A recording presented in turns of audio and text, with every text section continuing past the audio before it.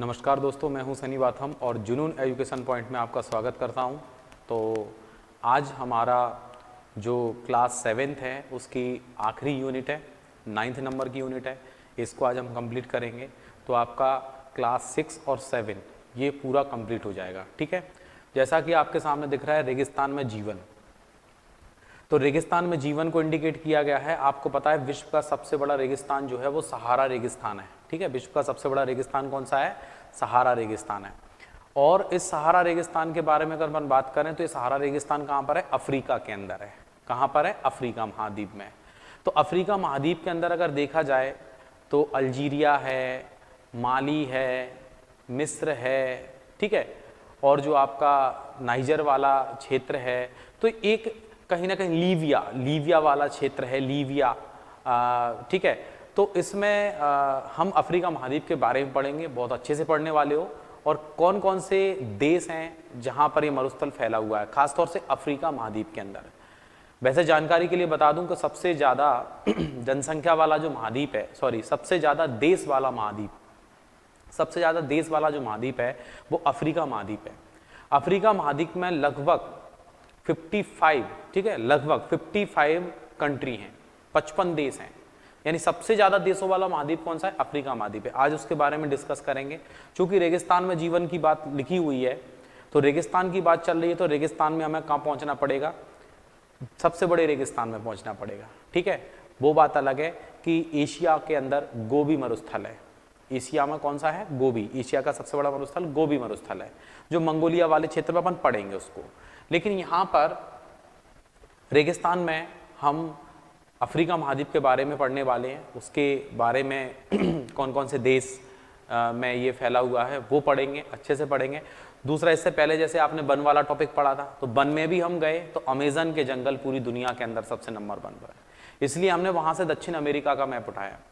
तो ये जो मैप है, मैप का अपन रीडिंग करेंगे और कौन कौन से मतलब दक्षिण अमेरिका में कौन कौन से देश हैं, अफ्रीका में कौन कौन से देश हैं, उनको भी थोड़ा रीड करेंगे। समुद्र के किनारे कौन कौन से देश हैं, ठीक है, उनकी राजधानियाँ क्या, उनकी मुद्रा क्या है, ये सारी चीज़ें ज्योग्राफी के अंदर ही आती हैं। ठीक है, तो अगर आपका ऐसा इंटरेस्ट बना रहा और आप ऐसे ही रेगुलर सारी वीडियोस देखते रहे तो ज़रूर कोशिश करेंगे कि आपको और भी आगे मटेरियल प्रोवाइड कराया जाए।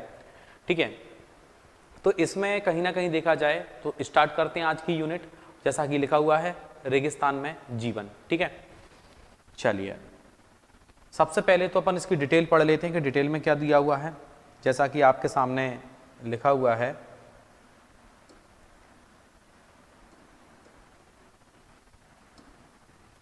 ठीक है, अध्याय 5 में, जो अध्याय 5 था उसमें आप पढ़ चुके हैं कि पेड़ पौधे पशुओं एवं मनुष्यों के लिए, ठीक है, जल ही जीवन है। यहाँ पीने के लिए जल ना हो, मवेशियों को चरने के लिए घास ना हो, फसलों के उगने के लिए जल ना हो, और ऐसे स्थान पर किसी भी जीव के लिए जीवन बहुत ज़्यादा कठिन हो जाए, तो उस क्षेत्र को कहीं ना कहीं हम रेगिस्तान बोलेंगे। ना तो वहाँ पर जल का भी अभाव है, मनुष्य एवं पशुओं के लिए जल भी नहीं मिलेगा। जहाँ जल सबसे ज़्यादा किस चीज़ की कमी रहेगी? वहाँ पर जल की कमी रहेगी, और जल की कमी रहेगी तो पेड़ पौधे नहीं रहेंगे, पेड़ पौधे नहीं रहेंगे तो रेतीला क्षेत्र होगा, स्वाभाविक है। ठीक है, अब हम विश्व के उन स्थानों के बारे में पढ़ेंगे जहां लोग अत्यधिक कष्टकारी तापमान में जीना सीख चुके हैं। ठीक है, विश्व का सबसे सर्वाधिक तापमान वाला क्षेत्र आपने नाम सुना होगा, अल अजीजिया। अल अजीजिया, ये जो अल अजीजिया है, तो अल अजीजिया अफ्रीका महाद्वीप के अंदर ही है। ठीक है, अल अजीजिया, इसमें से कुछ स्थान आग की तरह गर्म हैं तो कुछ बर्फ की तरह ठंडे हैं। ये विश्व के रेगिस्तानी क्षेत्र हैं। तो रेगिस्तान का मतलब यही नहीं कि रेत वाला क्षेत्र हो, हम उसी को रेगिस्तान की कैटेगरी में रखें। कुछ ऐसे क्षेत्र भी होंगे जहां बर्फीले क्षेत्र होंगे, उनको भी एक सफ़ेद रेगिस्तान की उपमा दी गई है, जैसे कि आपका अंटार्कटिका महाद्वीप जो है, ठीक है, जो दक्षिणी ध्रुव पर जो स्थित है। तो विश्व के रेगिस्तानी क्षेत्र हैं, और इन क्षेत्रों में, ठीक है, कम वर्षा, विरल वनस्पति एवं चरम तापमान होता है। यहाँ पर स्वाभाविक है कम वर्षा होती है, ठीक है, विरल वनस्पति एवं चरम तापमान होते हैं। तापमान के आधार पर रेगिस्तान गर्म या ठंडे हो सकते हैं। जरूरत से ज़्यादा ठंडा हो जाएगा वो रेत, जरूरत से ज़्यादा ठंडी हो जाएगी और जरूरत से ज़्यादा गर्म होगी। तो रेत पर कहीं ना कहीं अगर दिन का समय रहेगा तो बहुत ज़्यादा गर्मी पड़ेगी, रात का समय रहेगा बिल्कुल ठंडी हो जाएगी। ठीक है, इन स्थानों में जहाँ कहीं भी थोड़ा बहुत जल उपलब्ध होता है, लोग वहाँ कृषि करने के लिए बस जाते हैं। तो स्वाभाविक है, एक रेगिस्तान के बारे में थोड़ा सा बताया गया है, वरना आगे बढ़ते हैं, समझ में आएगा आपको। गर्म रेगिस्तान सहारा, गर्म रेगिस्तान सहारा, सहारा के बारे में बात करेंगे। विश्व एवं अफ्रीका महाद्वीप के मानचित्र को देखिए और उत्तरी अफ्रीका के बड़े भूभाग पर पहले सहारा के रेगिस्तान का पता लगाएं। यह विश्व का सबसे बड़ा रेगिस्तान है और यह लगभग 8.84 लाख वर्ग किलोमीटर, ठीक है, 8.54 लाख वर्ग किलोमीटर में फैला हुआ है, यानी 8 लाख वर्ग किलोमीटर में यह फैला हुआ है। यानी कि अगर देखा जाए तो हमारे जो मध्य प्रदेश का जो क्षेत्र है, ठीक है, हमारे जो मध्य प्रदेश का जो क्षेत्र है 3,08,252 है, यानी कि हमारे मध्य प्रदेश से 3 गुना, समझ में आ रहा है ना, मध्य प्रदेश से 3 गुना। तो इसमें 8.54 लाख वर्ग किलोमीटर में ये फैला हुआ है। और क्या आपको याद है कि भारत का क्षेत्रफल कितना है? 3.2, ठीक है, 32,87,263 वर्ग किलोमीटर है। सहारा रेगिस्तान 11 देशों से घिरा हुआ है। बहुत इंपॉर्टेंट बात मिल गई, सहारा रेगिस्तान कितने देशों से?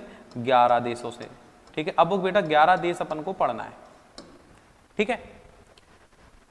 ये देश हैं अल्जीरिया, चाड, मिस्र, Libya, Mali, Mauritania, Morocco, Niger, Sudan, Tunisia, पश्चिमी सहारा, ठीक है। ये 11 देश उन्होंने दे दिए, देख लीजिए, 1 2 3 4 5 6 7 8 9 10 11। अब इन 11 देशों को अपन को काउंट करना, पढ़ना है, इनके बारे में देखना है, ठीक है। तो अल्जीरिया, चाड, मिस्र, ठीक है, ये तो बिल्कुल एक उसमें आ जाएंगे, एक कैटेगरी में आ जाएंगे पूरे, ठीक है। लीबिया है, माली, मॉरिटानिया, मोरक्को, ठीक है। और ये जो माली है और लीबिया तो ऐसे देश हैं, ये दोनों, ये मिस्र से कर्क रेखा होकर गुजरती है, ठीक है, कर्क रेखा होकर गुजरती है। लीबिया से कर्क रेखा होकर गुजरती है, माली से कर्क रेखा होकर गुजरती है, ठीक है, और मॉरिटानिया से भी कर्क रेखा होकर गुजरती है, नाइजर से भी कर्क रेखा होकर गुजरती है, ठीक है। तो यहां तक का एक पश्चिमी सहारा, सहारा वाला यहां से भी कर्क रेखा होकर गुजरती है। तो स्वाभाविक है गर्मीले क्षेत्र हैं। चलिए, तो इसमें इसके बारे में क्या पढ़ा कि विश्व के सबसे बड़ा रेगिस्तान बेटा कौन सा है? सहारा रेगिस्तान है। सहारा रेगिस्तान कितने देशों में फैला हुआ है? लगभग 11 देशों में फैला हुआ है। यानी कि अफ्रीका महाद्वीप, एक महाद्वीप होता है, उस महाद्वीप के अंदर देश होते हैं। इतना तो सबको पता ही है, कोई दिक्कत वाली बात नहीं है, ठीक है।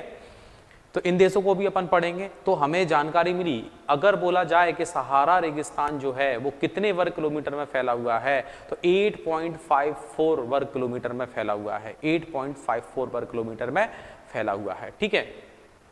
अब मैं 8 लाख तो मैंने बोल दिया, हो सकता है, मतलब ये पॉइंट में लिखा हुआ है बेटा, है ना, तो इसको और क्लियर कर लेंगे। लेकिन 3.2 लाख लिखा हुआ है, तो अपना तो ये 32,87,263 है। तो ये 32,87,263 हो सकता है, ये अपन देखेंगे 85 लाख तो नहीं, उसको कंफर्म कर लेंगे। लेकिन इतना ही याद रख लो बस, केवल 8.54 याद रख लो, 8.54 लाख वर्ग किलोमीटर। कोई आपसे ऐसे पूरा एक्चुअल नंबर्स तो पूछ नहीं रहा कि पूरे 7-8 नंबर है तो आप पूरे ही नंबर लिख के दो, ऐसा तो कभी किसी एग्जाम में आया भी नहीं है। लेकिन अप्रॉक्सीमेट हमें अंदाजा होना चाहिए, हमें पता होना चाहिए कि इतने वर्ग किलोमीटर में ये फैला हुआ है, ठीक है। तो 11 देश हो गए, बहुत अच्छा है। इसमें से क्वेश्चन बन सकता, कोई बड़ी बात नहीं है, क्योंकि सबको क्या याद रहता है? सबको याद रहता है कि अफ्रीका महाद्वीप में सहारा मरुस्थल है, वो सबसे बड़ा है, बस बात खत्म। यहीं तक पढ़ते हैं सब लोग।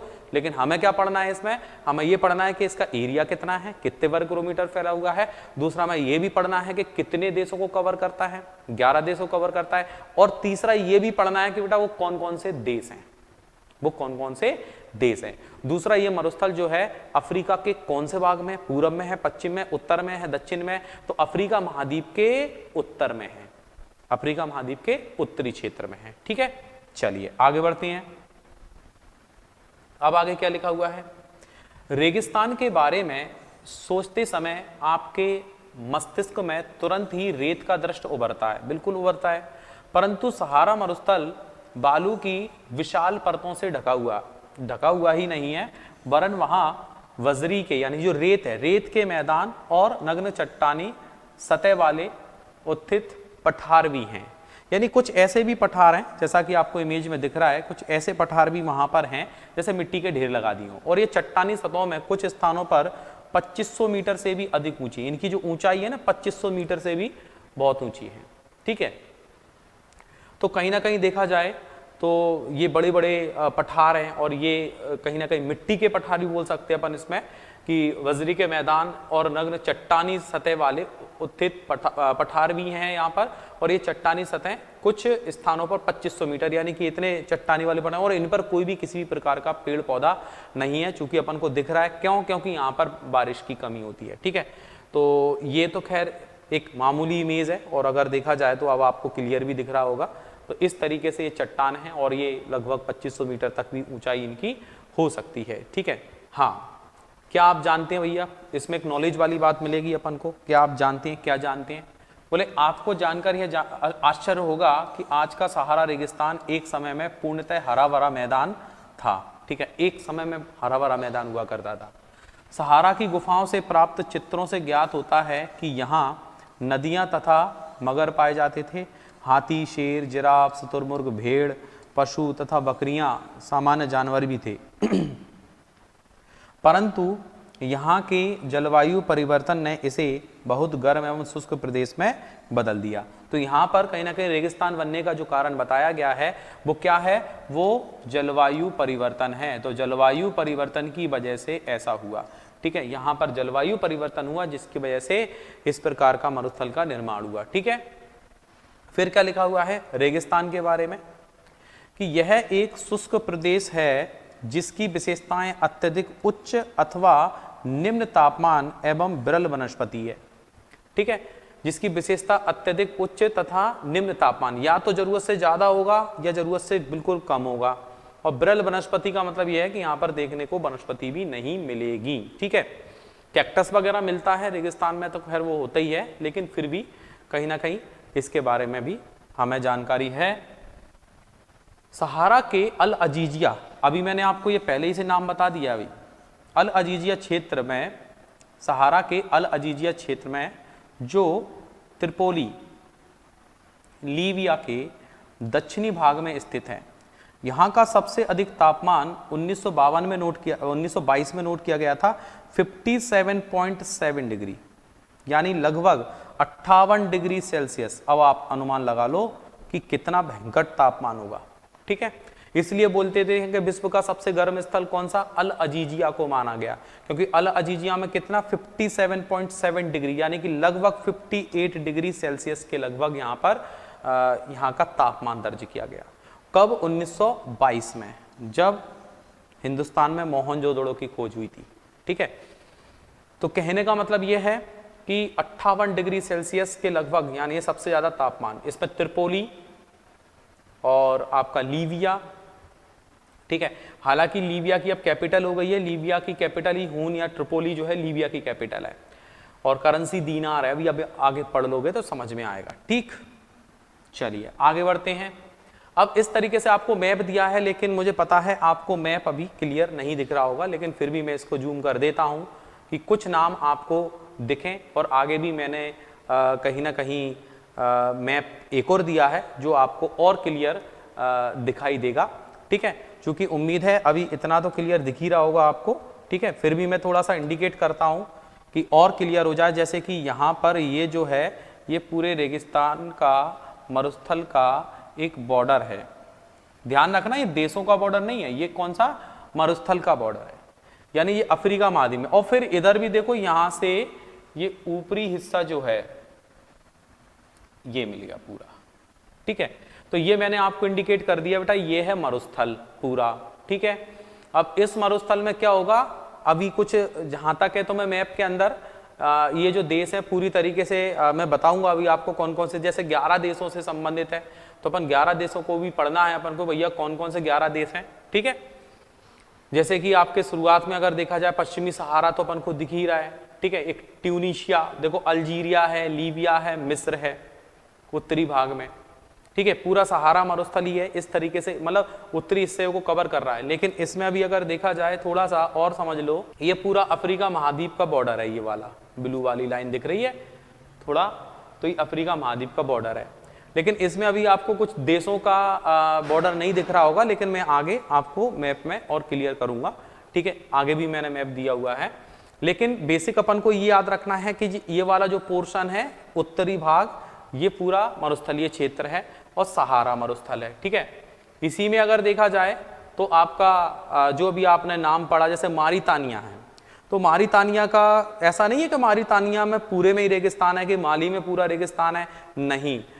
माली का यहाँ तक पूरा पोर्शन ये फैला हुआ है, यहाँ तक है। आपको शायद ये इसका बॉर्डर नहीं दिख रहा होगा, लेकिन फिर भी मैं आपको थोड़ा सा इंडिकेट कर देता हूँ, ठीक है। ये जो एक इस प्रकार से इन देशों का एक ये बॉर्डर है, ये माली का है, ठीक है, ठीक है। अब क्या है, इससे क्या समझ में आ रहा है कि आधा भाग जो है वो इसका हरा भरा है, लेकिन आधा भाग कहाँ चला गया, वो मरुस्थल में। इसी तरीके से ये नाइजर वाला पोर्शन है, तो नाइजर का भी इस तरीके से ये बॉर्डर बना हुआ है, ये नाइजर है, ठीक है, ये नाइजर है। तो इसमें नाइजर का भी आधा पोर्शन उधर है, लेकिन इधर, तो इसलिए अपन को उन 11 देशों को याद करना पड़ेगा, ठीक है। अब इसमें जो देश दिख रहे हैं, जैसे कि आपको 11 देश बताए गए थे, वो पूरे 11 देश अपन को याद रखना पड़ेंगे, ठीक है। उन देशों में अगर देखा जाए, जैसे अपन को सहारा तो दिख ही रहा है, सहारा नाम तो है ही, ठीक है। अल्जीरिया से याद करो, अल्जीरिया है, लीबिया है और मिस्र है। ऊपर के तीनों नाम को पहले याद रखो, ठीक है। अल्जीरिया, लीबिया और मिस्र, ठीक है। तो इसमें एक नाम अगर बना सकते हो तो बना सकते हो, छोटा सा एक नाम बना दो, अलीमी। क्या नाम बना दो, अलीमी, अलीमी नाम बना दो, अली और अली में मी लगा दो, अलीमी, ठीक है। तो अ से अल्जीरिया, ली से लीबिया और फिर मिस्र हो गया, ठीक है। और इधर अगर आप लेफ्ट में जाते हैं तो लेफ्ट में कौन सा नाम मिलता, पश्चिमी सहारा, हालांकि मरुस्थल कौन सा है, सहारा, ठीक है। तो अली मी यानी अली को मी जो है, माँ जो है वो उसको सहारा दे रही है, ठीक है, अली की माँ उसको सहारा देती है। दूसरा, अब इसमें पश्चिमी सहारा हो गया, मारितानिया, मारितानिया याद रखना है, माली याद रखना है, नाइजर याद रखना है, चांद याद रखना है, सूडान याद रखना है, ठीक है। एक इरिट्रिया भी आ जाएगा, इरिट्रिया अभी आगे अपन पढ़ेंगे, ठीक है। तो इसमें कहीं ना कहीं ये जो नाम है, तो इन नामों को अपन को याद रखना है। पूरे 11 के 11 नाम मैं आपको अभी बता देता हूं, जैसा कि हमने अभी ऊपर पढ़े हैं पूरे 11 देशों के नाम, ठीक है। अब वो 11 देशों के नाम कौन कौन से हैं देखो, ठीक है। जैसे कि अल्जीरिया है, चांद है, मिस्र है, लीबिया है, तो ये तो एक ही कैटेगरी में थे। अली अल्जीरिया, देखो इसमें लीबिया है, ठीक है, माली। अब इनको क्या करेंगे अपन, पूरे 11 देशों को याद कर लेंगे। कैसे याद कर लेंगे वो मैं आपको बता देता हूं। देखो अल्जीरिया है, अल्जीरिया से यानी कि जीरा याद रखेंगे, ठीक है। अल्जीरिया से क्या याद रखेंगे अपन, जीरा याद रखेंगे, जीरा, ठीक है। जो सब्जी में जीरा डल जाता है ना, तो अपन को बहुत ज्यादा क्या हो जाती है, चिढ़ हो जाती है। जीरा देख के हम बहुत ज्यादा चिढ़ जाते हैं, ठीक है। चिढ़ का मतलब चांद झील हो गया, चांद झील भी है यहाँ पर, एक चांद झील भी है, ठीक है, चांद, ठीक है। मिस्र, लीबिया। अब इसमें क्या है, जीरा को देख के हमें चिढ़ हो जाती है, इसलिए हम क्या खा लेते हैं, मिस्री खा लेते हैं, मिस्री, मिस्री से मुंह मीठा कर लेते हैं, ठीक है। 3 देश हो गए, फिर मिस्री, फिर लीबिया, माली, ठीक है। मिस्री ली भैया हमने, ठीक है, मिस्री ली भैया।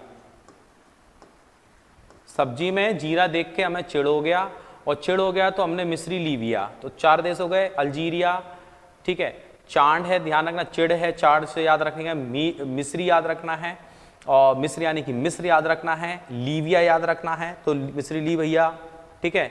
और किससे ली, मामो से ली, मामो, ठीक है, मामो से ली, माँ और मौसी से ली, ठीक है।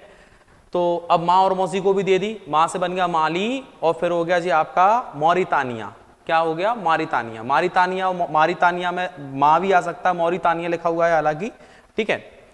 माली, मॉरितानिया और मोरक्को, ठीक है। माली, मॉरितानिया, मोरक्को, तीनों एम से स्टार्ट है। तो देखो शुरुआत में हमने क्या, मैं ये देश याद कराने की कोशिश कर रहा हूं। इन देशों को वैसे तो याद नहीं कर पाओगे आप, मैप के अकॉर्डिंग भी कर सकते हो, लेकिन मैप में आ जाएगा कौन सा देश कहां पर है। जब आपको मैप याद होगा उसके बाद में पर इन कंट्री को थोड़ा सा कनेक्ट करके याद कर लो कि ये देश जहां भी दिखेंगे आपको, आप अपने आप समझ जाओगे कि उत्तरी भाग में ये देश हैं। और थोड़ा सा ये ध्यान रखना पड़ेगा कौन सा देश ऐसा है जहां का आधा भाग मरुस्थल है, ठीक है, वो ध्यान रखना पड़ेगा। तो सबसे पहले क्या हुआ, मैं सब्जी में क्या दिखा, जीरा, तो जीरे को देख के चिड़ हो गई। तो अल्जीरिया है, चांद है, तो फिर हमें चिड़ हो जाएगी, तो हम अपना मुंह मीठा करने के लिए क्या खा लेंगे, मिस्री ली भैया हमने, तो मिस्र हो जाएगा, लीबिया हो जाएगा, ठीक है। अब मिस्री ली तो किससे ली, मां से मांग के ली, मां से मांग के ली यानी मां से हो गया माली, और माली यानी कि मॉरितानिया, ठीक है। मां ने ऐसे तान के भी मार दिया, मॉरितानिया का मतलब मां ने एक चाटा मार दिया तान के, तू हमेशा तेरे को जो देते हैं वो नहीं खाता और तू अलग कोई भी चीज खा लेता है, ठीक है। मां ने मॉरितानिया, ठीक है। तो मोरक्को और नाइजर, ठीक है। मोरक्को बोला जब मां ने मार दिया तान के, ठीक है। मॉरितानिया, देखो माली, माली, मॉरितानिया, दो नाम ये हो गए। तो फिर गुस्सा आएगी जब तुम्हें पड़ेगी तो तुम क्या करोगे, मां रखो, मां रखो, मां रखो, मां रखो, मां रखो, मां ये तुम मिस्री रखो, मुझे तुम ऐसे ही मार देती हो, कभी मार देती हो। मैं कटिंग कराने के लिए नाई के यहां जा रहा हूं, तुम हमेशा ऐसे ही काम करती हो, ठीक है। अब देखो नाइजर हो गया, नाइजर यानी कि नाई के यहां जा रहा हूं कटिंग कराने के लिए, ठीक है। सूडान, ट्यूनीशिया और पश्चिमी सहारा, अब ये तीन नाम और याद करना है, ठीक है। सूडान, ट्यूनीशिया और पश्चिमी सहारा, ठीक है। तो ट्यूनीशिया को याद रखना है और सूडान। अब क्या होगा, नाई के यहां गया, ठीक है। तो सूडान को अपन को याद रखना, नाई को कुछ पैसे दे दिए, कुछ पैसे दे दिए, तो यार भाई तू दान में रख, मैंने तेरे को ज्यादा पैसे दे दिए हैं, तू दान में रख, ठीक है। फिर दो नाम और याद रखना है, कौन सा, ट्यूनीशिया और पश्चिमी सहारा। तो ट्यूनीशिया, पश्चिमी सहारा, अब वो क्या किया, नाई की दुकान से लौट के आया तो दर्जी के पास गया, दर्जी के पास गया तो उसने अपना एक कहीं ना कहीं जो है ट्यूनीशिया से, ट्यूनीशिया से ट्यूशन भी याद कर सकते हो, ठीक है। तो माली के यहाँ पर कटिंग करा के आया, फिर दान में कुछ ज्यादा पैसे दे दिए, फिर ट्यूशन चला गया माली के यहाँ से, माली के यहाँ से कटिंग करा के कहाँ पहुंच गया, ट्यूशन चला गया पश्चिमी सहारा, और अपने दोस्त का सहारा लिया और दोस्त की गाड़ी पर बैठ के घर आ गया, ठीक है। पश्चिमी सहारा, दोस्त का सहारा लिया, और वैसे सहारा मरुस्थल तो याद कर रहे हो तो पश्चिमी सहारा भी आ जाएगा, ठीक है। ये 11 नाम मैंने आपको याद करा दिए हैं, बिल्कुल दिमाग में बैठेंगे, बस थोड़ा सा अभ्यास करना पड़ेगा। अटपटा लगेगा, अटपटा, और फिर थोड़ा सा चटपटा बना दो, अटपटा लगे उसको चटपटा बना दो, ठीक है। तो ये जो नाम है मैंने आपको बताए पूरे 11 नाम, ठीक है। सबसे पहले तो जीरा आ जाएगा, जीरा को देख के हमें चिड़ हो जाएगी, तो अल्जीरिया हो जाएगा, चांद हो जाएगा, ठीक है। फिर क्या करेंगे, हमने मिस्री ली भैया, मिस्र हो जाएगा, लीबिया हो जाएगा। अब किससे लोगे, माँ से लोगे तो माली हो जाएगा। अब माँ से लोगे तो माँ गुस्सा आ जाएगी तो मॉरितानिया हो जाएगा। अब जब मॉरितानिया हो जाएगा तो गुस्सा आएगा तो क्या बोलेंगे, माँ तुम रखो, मुझे नहीं चाहिए, मोरक्को, तो मोरक्को, देखो मॉरितानिया के बाद मोरक्को। बोला कहाँ जा रहा है, बोले नाई के यहाँ जा रहा हूँ, नाइजर, नाई को ज्यादा पैसे दे दिए, बोले तू दान में रख। फिर ट्यूशन चला गया, ट्यूनीशिया, फिर अपने दोस्त का सहारा लिया, गाड़ी पे बैठ के वापस आ गया। अब इन देशों को तुम मैप के अंदर कैसे निकालोगे, देखो मैप के अंदर तुम अपने आप इन देशों को निकाल लोगे, अपने आप कह दोगे कि ये देश थे, देखो अपने आप कह दोगे कि ये देश थे जहां पर ये मरुस्थल था। देखो सारे नाम आ जाएंगे, बिल्कुल आ जाएंगे, सारे के सारे नाम आ जाएंगे। क्या मोरक्को है, बिल्कुल है, मोरक्को है, ठीक है, ये आ गया, बिल्कुल मोरक्को है। अल्जीरिया बिल्कुल है, लीबिया बिल्कुल है, इजिप्ट, मिस्र को इजिप्टी बोलते हैं, इजिप्ट, इजिप्ट बोलते या मिस्र बोलते, बात एक ही है, ठीक है। अब देखो पश्चिमी सहारा है, बिल्कुल, मॉरितानिया बिल्कुल है, माली है, ठीक है, नाई क्या गया था, नाइजर है, चांद है, सूडान है, ठीक है। तो ये जो देशों के नाम आपको कहीं ना कहीं हाल की हाल समझ में आ गए कि हाँ भैया हमने अभी पढ़े हुए हैं, ठीक है। तो 1 2 3 4, ठीक है, 5 6 7 8 9, ठीक है। 2 और होंगे, कौन कौन से, 10 और 11, ठीक है। 2 नाम और होंगे इसमें, जैसे हमने ये मारितानिया सूडान पढ़ लिया है, सूडान का उत्तरी सूडान हो गया, ठीक है। मोरक्को, पूर्वी सहारा, अल्जीरिया, लीबिया, इजिप्ट, ठीक है। इसी के नीचे कहीं ना कहीं वो नाइजीरिया अपन ने पढ़ लिया कि नाइजर, ये पूरा नाइजीरिया आ जाएगा, ठीक है। यहाँ तक का ये नाइजर नाई किया गया, और इसमें एक सूडान अपन ने याद कर ही लिया है, सूडान को अपन याद रख लेंगे, ठीक है। इसमें एक और देश पढ़ा था हमने, कौन सा, मोरक्को। मोरक्को की कैपिटल क्या थी, रवात। अल्जीरिया, अल्जीरियस, ठीक है। हाँ, इसमें एक ट्यूनीशिया आ जाएगा, क्योंकि ये तूने ट्यूनीशिया, उसने वो ट्यूशन चला गया था, ट्यूनीशिया। और फिर हाँ, एक पश्चिमी सहारा, ट्यूशन से सहारा लेके चला गया था। ये हो गए पूरे आपके 9 और 2 11, ये 11 देश हो गए, ठीक है। यानी कि हमने उधर अगर उसको ऑब्जेक्ट में याद कर रखा है तो हम इधर बता सकते हैं कि कौन कौन से देश होंगे। यानी कुल मिला के उत्तर अफ्रीका वाला जो क्षेत्र है अधिकतर वो कैसा है, मरुस्थलीय क्षेत्र है, ठीक है। देखिए इस तरीके से आपकी इमेज आएगी। इस इमेज के अंदर आप देख सकते हो कि ये वाला जो पोर्शन है पूरा, ये वाला जो पोर्शन है वो कैसा है, वो पूरा पोर्शन जो है वो मरुस्थलीय है, ठीक है। अफ्रीका महाद्वीप की नील नदी मैंने आपको बताई थी, विक्टोरिया झील से नील नदी निकली, ऊपर की ओर इस तरीके से नदी जाती है, ठीक है। अब हमें ये ग्रेविटी के अपोजिट दिख रहा है, लेकिन ये ऐसे तो है नहीं, ये तो ऐसे है, लेकिन पढ़ने के लिए हमें ऐसे ही पढ़ना पड़ता है। तो यानी कि ये दक्षिण से उत्तर की ओर जाती हैं। इतना तो बता सकते हो ना कि अगर अभी कभी क्वेश्चन आ जाए कि विश्व की सबसे लंबी नदी कौन सी है, बोले नील नदी है, कहाँ बहती है, अफ्रीका में बहती है, तो उसकी दिशा क्या है, पूरब से पश्चिम, उत्तर से दक्षिण, दक्षिण से उत्तर की ओर। तो हमें इस मैप में दिख रहा है दक्षिण से उत्तर की ओर जाती है, ठीक है। और ये जो विक्टोरिया झील से इस नदी का उद्गम हुआ है, विक्टोरिया झील से इस नदी का उद्गम हुआ, ठीक है। तो और भूमध्य सागर, भूमध्य सागर में जाके याद रखना, भूमध्य सागर में गिर जाएगी, ये विक्टोरिया झील से होते हुए भूमध्य सागर में गिर जाएगी, ठीक है। मेडिटेरियन सी जिसे आप बोलते हो। इसके अलावा नाइजर नदी है, तो नाइजर नदी क्यों, क्योंकि एक देश भी है नाइजर, अपन ने पढ़ा हुआ है, पॉम तेल की नदी बोलते हैं नाइजर। और फिर आपका इधर एक कांगो रिवर है, कांगो रिवर, ठीक है, लुआलिया लापूला से इसका संगम हुआ, अटलांटिक ओशियन में जाके गिर जाता है, ये अटलांटिक ओशियन है पूरा, नाइजर भी अटलांटिक में गिर जाएगी, ठीक है।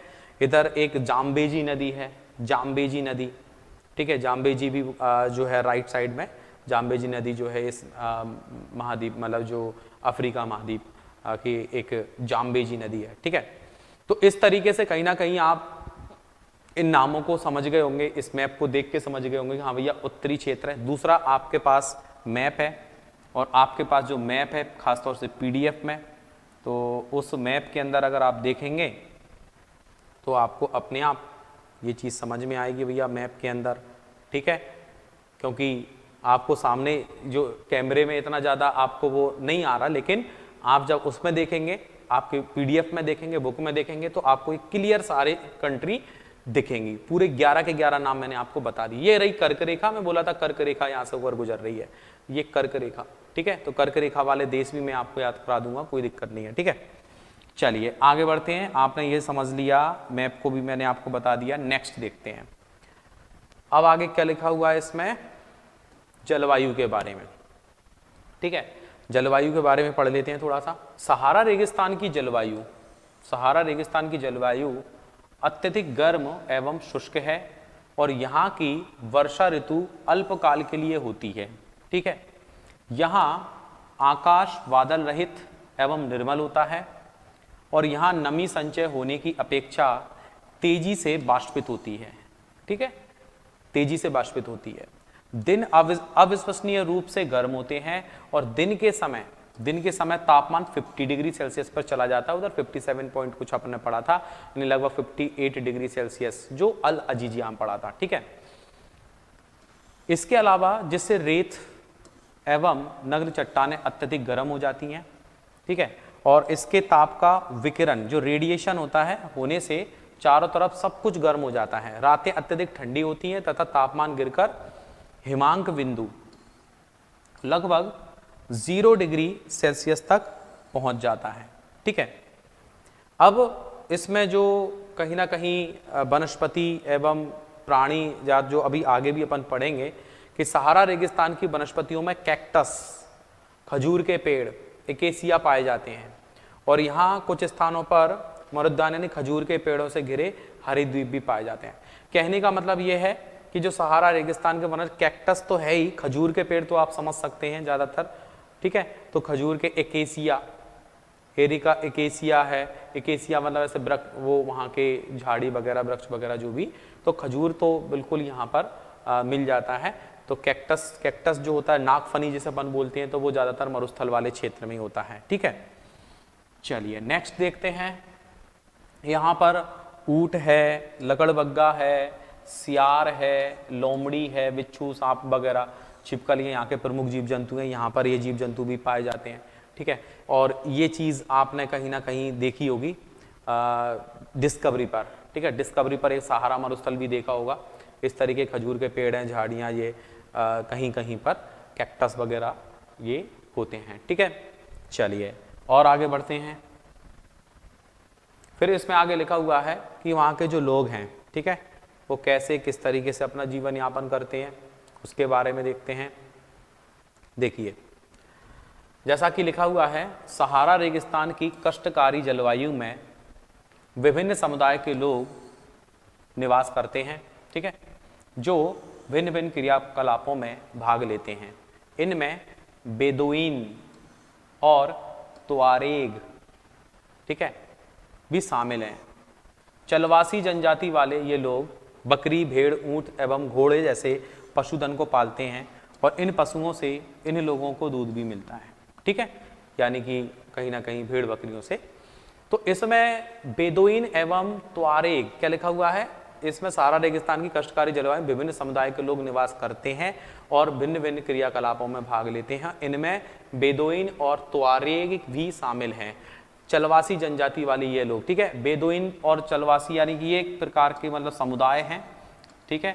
इसको भी थोड़ा सा ध्यान रख सकते हो सकता है कभी पूछ ले कि बेदुइन और तुआरेग क्या हैं, तो बोले ये समुदाय हैं, कुछ लोगों का ग्रुप बोल सकते, कबीला बोल सकते हैं, ठीक है। तो बेदुइन और तुआरेग, ठीक है, ये दो है। दो तारीख याद रखना, दो तारीख याद रखना, 2 तारीख याद रख लेना, बेदुइन और तुआरेग, ठीक है। तुआरेग को अपन तारीख बोल दो और बेदुइन को दो बोल दो, ठीक है। 2 तारीख याद रखना है बस। और 2 हैं ये, तो बेदोई हैं, ज्यादा नहीं है, बेदोई हैं और तुआरेग याद रखना। इसके अलावा फिर लिखा हुआ है, इनकी खाल से पेटी, जूते, पानी की बोतल बनाने के लिए चमड़ा प्राप्त करते हैं, ठीक है। और पशुओं के बालों को उपयोग में चटाई, कालीन, कपड़े, कंबल वगैरह बनाए जाते हैं, ठीक है। धूल भरी आंधी एवं गर्म वायु से बचने के लिए लोग भारी वस्त्र पहनते हैं, ठीक है। भारी वस्त्र पहनते हैं, ऐसे वस्त्र पहनते हैं कि भैया धूल का असर उनके अंदर ना पहुंचे, मतलब जो भी। दूसरा, सहारा में मरुद्यान एवं मिस्र में नील घाटी लोगों में मदद करती है। तो सहारा में मरुद्यान एवं मिस्र में नील घाटी लोगों के निवास में मदद करती हैं। यहाँ जल की उपलब्धता होने से लोग खजूर के पेड़ उगाते हैं और यहाँ चावल, गेहूं, जौ, सेम जैसी फसलें भी उगाई जाती हैं। मिस्र में उगाए जाने वाले कपास में पूरे विश्व में प्रसिद्ध है। क्योंकि मिस्र का नाम क्यों आ रहा है इन चीज़ों में? इसलिए आ रहा है क्योंकि मिस्र में नील नदी जाती है। मिस्र में मिस्र की जो राजधानी है वो है काहिरा। मिस्र की राजधानी क्या है? काहिरा। मिस्र की राजधानी है काहिरा। और ये जो काहिरा है ना, ये नील नदी के किनारे बसा हुआ है। तो स्वाभाविक है जहां से नदी जाएगी वहां पर खेती भी होगी। ऐसा नहीं ऊपर हमने मरुस्थल देख लिया तो उसके अलावा कुछ है ही नहीं। मरुस्थल के अलावा मरुस्थल से लगे हुए कुछ बॉर्डर पर कुछ ऐसे हरियाली वाले क्षेत्र भी हैं, पर उसको थोड़ा सा अलग इंडिकेट कर दिया कि उत्तरी भाग है, बाकी के दक्षिणी भाग तो पूरा समझ में आ रहा है ना। तो इस तरीके से जो काहिरा है वो नील नदी, क्योंकि नील नदी ऊपर की ओर जाती है तो इजिप्ट में से ही होकर निकलती है, यानी काहिरा में से ही होकर निकल रही है, ठीक है। काहिरा जो है वो नील नदी के किनारे ही है। इसके अलावा और आगे देखते हैं तो इस प्रकार की खेती भी यहां पर होती है, ठीक है। ये हमने पढ़ी लिया अभी। चलिए आगे बढ़ते हैं जल्दी से। तेल की खोज संपूर्ण विश्व में, तेल की खोज संपूर्ण विश्व में अत्यधिक मांग वाले इस उत्पाद का अल्जीरिया, लीबिया एवं मिस्र में होने के कारण सहारा रेगिस्तान में तेजी से परिवर्तन हो रहा है, ठीक है। और इस क्षेत्र में प्राप्त अन्य महत्वपूर्ण खनिजों में लोहा है, फास्फोरस है, मैग्नीज है, यूरेनियम है, ठीक है, इस क्षेत्र में ये मिल जाते हैं। हालांकि अगर देखा जाए तो यूरेनियम तो कनाडा में सबसे ज़्यादा मिलता है, ठीक है, और फास्फोरस मैग्नीज वगैरह मिलता है। यहाँ पर अफ्रीका महाद्वीप में सोने की खदान है, सोना सबसे ज़्यादा, खासतौर से अफ्रीका महाद्वीप का जोहान्सबर्ग जो क्षेत्र है अफ्रीका महाद्वीप में, ये सोने के लिए जाना जाता है, सोने के लिए बहुत फेमस है, ठीक है, अफ्रीका का जोहान्सबर्ग। एक सबसे बड़ा हीरा अफ्रीका महाद्वीप के अंदर कुलीनान हीरा, कौन सा हीरा? कुलीनान हीरा, अफ्रीका महाद्वीप में कुलीनान हीरा सबसे बड़ा हीरा, कुलीनान हीरा जो है वो यहाँ पर मिला था, ठीक है। और जोहान्सबर्ग जो है वो सोने के लिए जाना जाता है, ये याद रखना, जोहान्सबर्ग। चलिए आगे बढ़ते हैं। सहारा की सांस्कृतिक जीवन शैली में परिवर्तन आ रहा है और आज यहाँ मस्जिदों से ऊंचे कांच की खिड़कियों वाले भवन और ऊंटों के प्राचीन मार्ग स्थान पर सुपर महामार्ग बन गए। मतलब यहाँ पर भी कहीं ना कहीं डेवलपमेंट किया गया है और नमक के व्यापार में ऊंटों का स्थान ट्रक ले रहे हैं। स्वाभाविक है, रेतीले वाले क्षेत्र में से निकलना है, ठीक है, तो अब ऊंटों का स्थान ट्रक ने ले लिया क्योंकि वहां पर भी राजमार्ग वगैरह बना दिए हैं, उसकी वजह से। त्वारेग लोग, देखो त्वारेग और ऊपर पढ़ा था हमने, दो नाम पढ़े थे, ठीक है, तो उसमें 2 और 2 तारीख पढ़ी थी, ठीक है। तो त्वारेग लोग विदेशी पर्यटकों के लिए मार्गदर्शक का काम करते हैं और आज अनेक चलवासी जनजाति के लोग शहरी जीवन की ओर जा रहे हैं और यहाँ वे तेल एवं गैस कार्यों में नौकरी भी कर रहे हैं, ठीक है। तो इस तरीके से हमने इनकी जीवन शैली के बारे में पढ़ा है अफ्रीका महाद्वीप के अंदर। फिर आगे लिखा हुआ है कि जब रेत को पवन उड़ा ले जाती है तो वहां गर्त बन जाता है, यानी ये गड्ढा बन जाता है, जैसे मेरियाना गर्त पड़ा है। और जहां गर्त में भूमिगत जल सतह पर आ जाता है वहां मरुद्वान बनते हैं। तो जो मरुद्वान शब्द इस्तेमाल किया गया है, मरुद्वान का मतलब मरुस्थल के अंदर ही उद्यान हो गया है ना। तो हवा चलेगी, रेत हटेगी, रेत हटेगी तो गर्त बनेगा, गर्त में भूमिगत जल सतह पर आ जाता है, यानी कि जो गड्ढा है उसमें अगर भूमिगत जल है वो सतह पर धीरे धीरे आ जाएगा। जहां मरुद्वान बनते हैं ये क्षेत्र उपजाऊ होते हैं, ठीक है, लोग इनके आसपास निवास करते हैं और खजूर के पेड़ तथा अन्य फसलें भी उगाते हैं। कभी कभी यह मरुद्यान असामान्य रूप से बड़ा भी हो सकता है। मोरक्को में टेफिलालेट, ठीक है, टेफिलालेट क्या है? मोरक्को के अंदर एक मरुद्यान है। मोरक्को की कैपिटल रबात, मोरक्को की जो कैपिटल है वो क्या है? रबात है, मोरक्को की कैपिटल रबात। वैज्ञानिकों को तो यहाँ से मछलियों के कंकाल भी मिले हैं और आपके अनुसार ये क्या हो सकते हैं आप समझ सकते हैं। मछलियों के कंकाल मिले हैं, लेकिन वही वाली बात है ना कि इससे पहले यहाँ पर जलवायु परिवर्तन हुआ जिसकी वजह से मरुस्थल बन गया, वरना इससे पहले भी यहाँ पर कहीं ना कहीं हरियाली हुआ करती थी। बाकी का मछली कंकाल मिले तो स्वाभाविक यहाँ पर मछलियाँ पाई जाती हैं, खासतौर से नील नदी में तो पाई जाती होंगी। लद्दाख शब्द 2 शब्दों से बना है। ला का अर्थ है पर्वतीय दर्रा तथा दाख का अर्थ है देश, यानी पर्वतीय देश। तो लद्दाख, ठीक है, ले लद्दाख। क्या आप जानते हैं पृथ्वी के सबसे ठंडे स्थानों में से एक द्रास यानी कि लद्दाख में स्थित है। ले लद्दाख है, आपको पता है ले लद्दाख में कैसा टेम्परेचर रहता है, तो सबसे ठंडे स्थानों में से एक है। मरुद्वान ऐसा ही एक विशाल मरुद्वान है जो 13,000 वर्ग किलोमीटर के क्षेत्र में फैला हुआ है। तो ऊपर मरुद्यान तो हमने पढ़ ही लिया है, कोई दिक्कत नहीं है, ठीक है। तो मरुद्वान ऐसा ही एक विशाल मरुद्यान है जो 13,000 वर्ग किलोमीटर के क्षेत्र में फैला हुआ है। तो पृथ्वी के सबसे ठंडे प्रदेशों में एक द्रास यानी कि लद्दाख में स्थित है, ठीक है। तो 2-3 फैक्ट है। अब आगे क्या लिखा हुआ है? ठंडा रेगिस्तान लद्दाख के बारे में पढ़ रहे हैं हम, ठीक है। जम्मू एवं कश्मीर के पूर्व में बृहत हिमालय में स्थित लद्दाख एक ठंडा रेगिस्तान है। इसके उत्तर में काराकोरम पर्वत श्रेणियां हैं और आपको मालूम है केटू गार्डन यानी काराकोरम जो है वो भारत का सर्वोच्च पर्वत शिखर है, ठीक है। और दक्षिण में जास्कर पर्वत है। लद्दाख से होकर अनेक नदियां बहती हैं जिसमें सिंधु नदी प्रमुख है।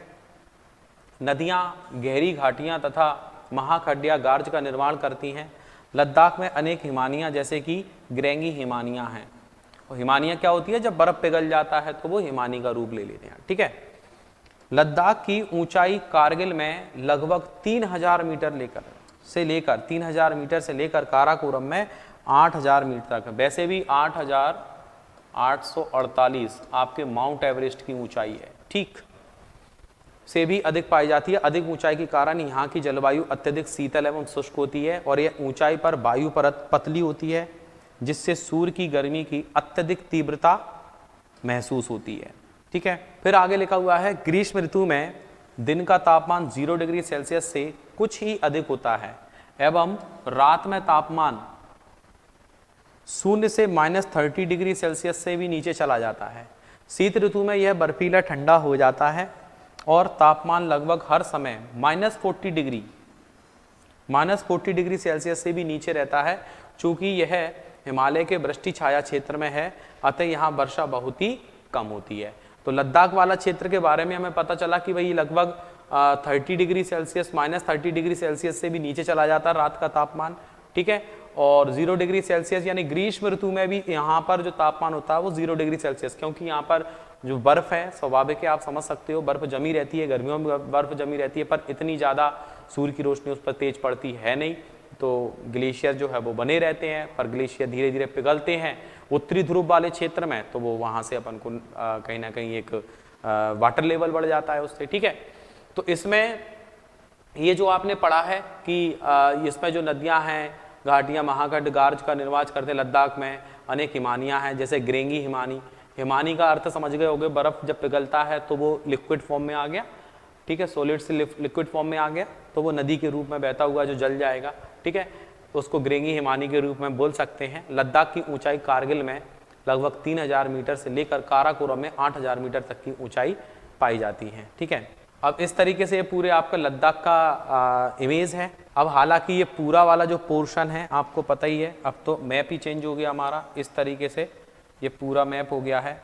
अब ये वाला जो भाग है ये पूरा लद्दाख है। ठीक है, ये वाला जो भाग है ये जम्मू कश्मीर का इतना ही रह गया बस केवल। ठीक है, तो ये पूरा हमारा लेह लद्दाख। ठीक है, यहीं पर आपका सियाचिन ग्लेशियर है, आपने सियाचिन में सुना होगा, हमेशा चीन से और भारत और चीन से जो तनाव की स्थिति बनी रहती है, तो सियाचिन ग्लेशियर आपने नाम सुना है। ठीक है, इंडस यहीं पर आपकी इसी में से सिंधु नदी होकर गुजरती है।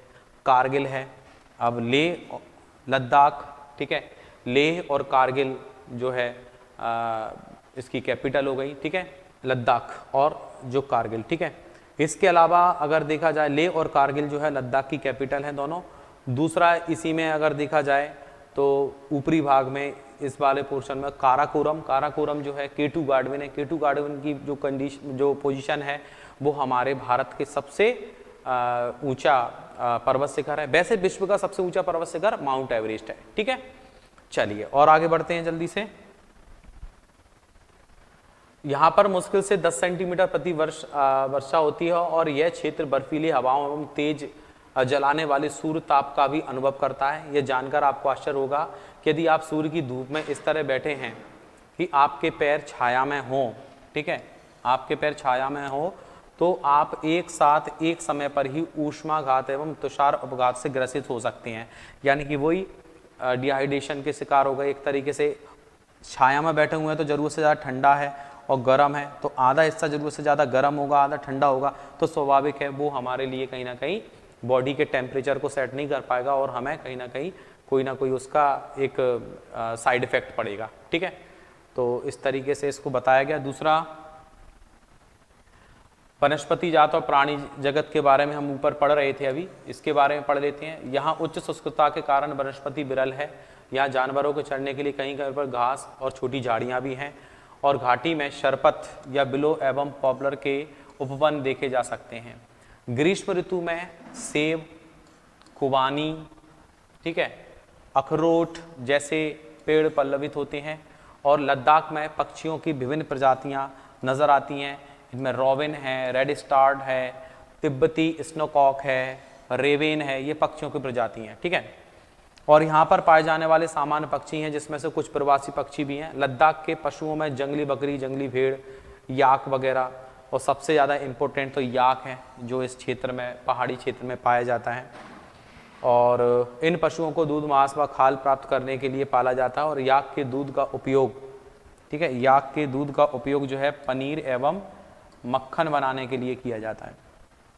भेड़ एवं बकरी के बालों का उपयोग ऊनी वस्त्र बनाने के लिए किया जाता है। तो स्वाभाविक है एक ज़रूरत की पूर्ति करने के लिए ही इन जानवरों को ये लोग पालते हैं। ठीक है, नेक्स्ट देखते हैं। फिर आगे लिखा हुआ है यहाँ पर लद्दाख के जो लोग हैं, क्या आप लद्दाख एवं तिब्बत तथा मध्य एशिया के निवासियों के बीच कोई समानता पाते हैं? यहाँ से अधिकांश लोग या तो मुस्लिम हैं या बौद्ध हैं। वास्तव में लद्दाख क्षेत्र में अनेक बौद्ध मठ अपने परंपरागत गोम्पा के साथ स्थित हैं। ठीक है, इसके अलावा कुछ प्रसिद्ध मठ हैं, जैसे हेमिस राष्ट्रीय उद्यान भी सुना होगा आपने, हेमिस, थिक्से और लामायूरू। ठीक है, हेमिस, थिक्से और लामायूरू जो हैं प्रसिद्ध मठ हैं। मठ क्या होते हैं? एक तरीके से बौद्ध मठ, यानी कि बौद्ध मंदिर ही मान लो आप एक तरीके से। ठीक है, हेमिस राष्ट्रीय उद्यान आपने सुना होगा। हेमिस राष्ट्रीय उद्यान भारत का सबसे ऊंचा राष्ट्रीय उद्यान है, सबसे ऊंचाई पर स्थित राष्ट्रीय उद्यान है हेमिस राष्ट्रीय उद्यान। ठीक है, ग्रीष्म ऋतु में यहाँ के निवासी जौ, आलू, मटर, सेम और सलजम की खेती करते हैं। ठीक है, और शीत ऋतु में जलवायु इतनी कष्टकारी, शीत ऋतु में यहाँ की जलवायु जो होती है वो इतनी कष्टकारी होती है कि वो वहाँ पर रहना बहुत ज़्यादा कठिन हो जाता है। ठीक है, तो इतनी होती है कि लोग धार्मिक अनुष्ठानों, मतलब इतनी ज़्यादा जलवायु रहती है जिसके कारण लोग जो है धार्मिक अनुष्ठानों में, उत्सवों में व्यस्त रहते हैं, अपने आप को व्यस्त रखते हैं। और यहाँ की महिलाएं अत्यधिक परिश्रमी होती हैं। वे केवल घर एवं खेतों में ही काम नहीं करती बल्कि छोटे व्यवसाय एवं दुकानें भी संभालती हैं। ठीक है, लद्दाख की राजधानी लेह तो कारगिल भी है, सड़क एवं वायु मार्ग के द्वारा भलीभांति जुड़ी हुई है। और राष्ट्रीय राजमार्ग 1A लेह को जोजिला दर्रा होते हुए कश्मीरी घाटी से जोड़ता है। ठीक है, ये जोजिला दर्रा है। ठीक है, जोजिला दर्रा जो है, जोजिला दर्रा, और इसमें बनिहाल दर्रा पढ़ा होगा आपने, जोजिला दर्रा है, बनिहाल दर्रा है। ठीक है, कश्मीर घाटी से जोड़ता है। और क्या आप हिमालय के कुछ अन्य दर्रों के बारे में जानते हैं? जो तो मैंने आपको बताया, जोजिला दर्रा है, बनिहाल दर्रा है, काराकोरम दर्रा है। ठीक है, दर्रा क्या होता है? दर्रा दो पहाड़ों के बीच में, ठीक है, दो पहाड़ होंगे उनके बीच में, ये वाला जो पॉइंट है ना, ये इसके बीच में जो रास्ता है उसको क्या बोल दिया गया है? उसको दर्रा बोल दिया गया है। और ये दो मुख्य मार्गों को जोड़ने का काम भी करता है। ठीक है, इसको इंग्लिश में पास बोलते हैं। अभी थिक्से मठ पढ़ा था ना आपने, थिक्से मठ, ये इमेज है, इस प्रकार के थिक्से मठ है, मतलब पहाड़ों पर मंदिर टाइप की बने हुए हैं वो मठ है थिक्से, जो अभी अपन ने पढ़े हुए थे।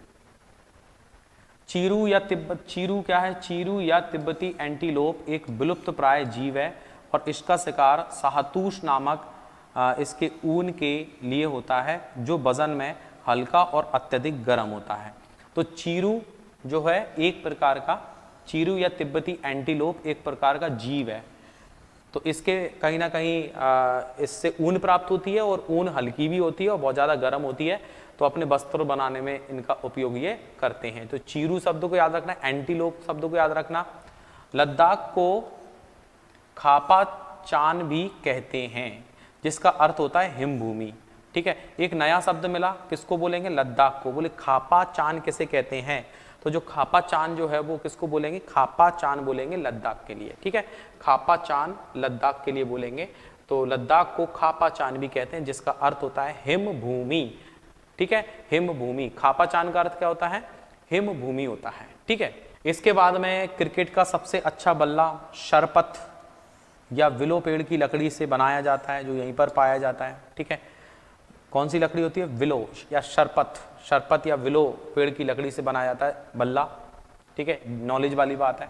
मनाली लेह राजमार्ग 4 दर्रों से ऊपर गुजरता है, रोहतांग दर्रा, वरालाचा दर्रा, लुनगालाचा दर्रा, ठीक है, चंगलंग दर्रा। यह राजमार्ग केवल जुलाई से सितंबर के बीच खुलते हैं, जब बर्फ को मार्ग से हटा दिया जाता है। ठीक है, तो कहीं ना कहीं रोहतांग दर्रा आपने नाम सुना होगा, रोहतांग दर्रा, बड़ा लाचा दर्रा, ये जो है रोहतांग दर्रा अरुणाचल प्रदेश वाला क्षेत्र नाम सुना हो आपने। ठीक है, और इसमें रोहतांग दर्रा, बड़ा लाचा दर्रा हिमाचल प्रदेश में है। ठीक है, और लुनगा लाचा दर्रा, टंगलंग दर्रा, मतलब ये कितने दर्रों से होकर गुजरता है ले मनाली वाला, ठीक है। ले मनाली, ये मंडी आपने नाम सुना होगा हिमाचल प्रदेश का, ठीक है। तो ले मनाली राजमार्ग 4 दर्रों से होकर गुजरता है। कितने दर्रों से होकर गुजरता है? 4 दर्रों से होकर गुजरता है। रोहतांग दर्रा बोलेंगे, बड़ा लाचा दर्रा है, लुनगा लाचा दर्रा, तो बड़ा लाचा है तो लुनगा लाचा भी याद आ जाएगा, टंगलंग दर्रा भी है। और यह राजमार्ग केवल जुलाई से सितंबर के बीच ही खुलता है, जुलाई अगस्त सितंबर। इस तरीके से यहाँ की पारंपरिक एक वेशभूषा दर्शाई गई है, ठीक है। अब यहाँ का मुख्य क्रियाकलाप, मतलब मुख्य जो कार्य है ज़्यादातर लोगों का, वो है यहाँ पर कहीं ना कहीं पर्यटन, ठीक है। यहाँ का मुख्य क्रियाकलाप पर्यटन है। देश विदेश से अनेक पर्यटक यहाँ पर्यटन के लिए आते हैं। गोम्पा दर्शन, घास के मैदान व हिमनदों की सैर एवं उत्सव एवं अनुष्ठानों को देखना यहाँ के प्रमुख पर्यटक आकर्षक हैं। और आधुनिकीकरण के फलस्वरूप यहाँ के जनजीवन में परिवर्तन आ रहा है, लेकिन लद्दाख के लोगों ने शताब्दियों से प्रकृति के साथ समन्वय बना रखा है, ठीक है। ये पारंपरिक वेशभूषा में लद्दाख की इमेज आपको दिख रही है, ठीक है। लद्दाख की महिलाएं हैं ये। दूसरा फिर लिखा हुआ है कि जल एवं ईंधन जैसे संसाधनों की कमी के कारण ये आवश्यकता अनुसार मितव्ययिता यानी कम खर्चीले मितव्ययिता से भी उपयोग करते हैं और कुछ भी व्यर्थ नहीं करते, ठीक है। कम खर्चीले होते हैं, कुछ भी व्यर्थ नहीं करते हैं, क्योंकि स्वाभाविक है वहाँ का माहौल ऐसा है, ठीक है। अब इसमें आपकी जो क्वेश्चन सीरीज आ जाएगी, जो आपने अभी तक पढ़ा हुआ है, किसको क्या कहते हैं, ठीक है। जैसा कि आपको इन प्रश्नों के उत्तर अपने हिसाब से निकाल के रखना है कि विश्व में कौन से 2 प्रकार के रेगिस्तान पाए जाते हैं। एक तो आपने सहारा पढ़ लिया, दूसरा लद्दाख पढ़ लिया, ठीक है। ये लद्दाख वाला क्षेत्र पढ़ा है। सहारा रेगिस्तान किस महाद्वीप में आता है? अफ्रीका महाद्वीप में आता है। कितने देश हैं? 11। लद्दाख रेगिस्तान की जलवायु परिस्थितियाँ कैसी हैं? आप बता सकते हो, ठंडी। लद्दाख में पर्यटकों के लिए आकर्षण के केंद्र कौन कौन से हो सकते हैं? गोम्पा देखने के लिए आते हैं, मठ देखने के लिए आते हैं, ठीक है। सहारा रेगिस्तान के लोग किस प्रकार के वस्त्र पहनते हैं? मोटे वस्त्र पहनते हैं, जिससे रेत का उनके ऊपर कोई असर ना पड़े, है ना। लद्दाख में उगने वाले पेड़ों के बारे में, जैसे जो लद्दाख है, यहाँ पर अखरोट के फल हैं, सेब के वृक्ष हैं, अखरोट के वृक्ष हैं, मतलब इस तरीके के जो ड्राई फ्रूट्स वगैरह यहाँ पर इनके वृक्ष यहाँ पर मिल जाते हैं, ठीक है। इसके अलावा सहारा अफ्रीका किस भाग में स्थित है? दक्षिण में, उत्तर में, पश्चिम में? तो स्वाभाविक है, इमेज में देख लिया आपने, उत्तरी भाग में है, आ ही जाएगा। सहारा किस प्रकार का रेगिस्तान है? ठंडा है कि गर्म है कि मृदु है? तो स्वाभाविक है गर्म है ना। तो इस प्रकार से आप इन क्वेश्चंस को निकालेंगे, अपने आप आंसर बनेंगे, ठीक है। और फिर लद्दाख रेगिस्तान के अधिकांश निवासी कितने कैसे होंगे? यानी कि ज़्यादातर बौद्ध और मुस्लिम अपन बोल सकते हैं। रेगिस्तान की विशेषताएं, विशेषता क्या है रेगिस्तान की? रेगिस्तान की विशेषता इसमें लिखा हुआ है, अधिक वर्षा हो सकती है कि नहीं हो सकती, अल्प जलवाष्पन यानी विरल वनस्पति, ठीक है। लद्दाख में हेमिस प्रसिद्ध है। हेमिस जो है कहीं ना कहीं मंदिर के लिए, चर्च के लिए, बौद्ध मठ के लिए, बौद्ध मठ वाला क्षेत्र है, क्योंकि यहाँ पर बौद्ध मठ बहुत ज़्यादा हैं, ठीक है। और मिस्र निम्नलिखित में से किस फसल के लिए? कहीं ना कहीं मिस्र में जो है गेहूँ, मकई तो नहीं, कपास के बारे में जरूर हमने पढ़ा था कि वहाँ पर कपास की खेती भी होती है, ठीक है। तो इस तरीके से आप इन क्वेश्चंस के आंसर खुद से निकाल सकते हो, अगर आपको जो भी बताया गया आपने सही से पढ़ा होगा तो, ठीक है। मरुद्यान क्या होता है भैया? मरुद्यान जो होता है, मरुद्यान किसे कहेंगे? ठीक है, लीविया, बौद्ध मठ, हिमनद, जल के साथ गर्त, ठीक है। जल के साथ जो गर्त हो जाएगा यानी कि हवा उसको हटा देगी, तो उस तरीके से जल के साथ गर्त भी बोल सकते हैं, ठीक है। बेदुइन क्या है ना? बेदुइन क्या है? बेदुइन पढ़ा था आपने, बोले लीविया, बौद्ध मठ है, हिमनद है, ठंडा रेगिस्तान है सहारा, तो सहारा में पाए जाने वाली।